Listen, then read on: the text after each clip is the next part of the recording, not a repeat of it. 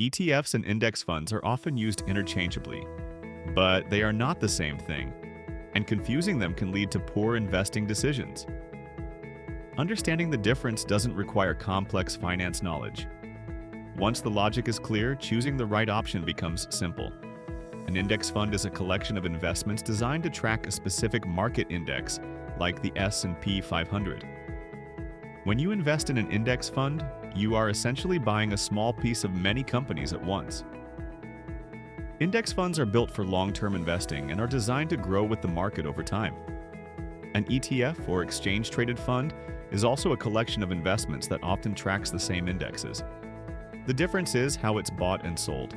ETFs trade on the stock market, just like individual stocks, which means they can be bought or sold at any time during market hours. Here's the simple way to think about it. Index funds are typically bought directly from fund providers and are priced once per day.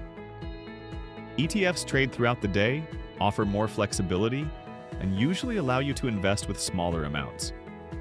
Both can track the same index, but the structure and access are different. For most beginners, ETFs are often the easier starting point. They're flexible, accessible, and work well with modern investing apps. That said, both ETFs and index funds are solid tools when used with a long-term mindset. ETFs and index funds are not competitors, they are tools. Understanding how they work helps you invest with confidence instead of confusion.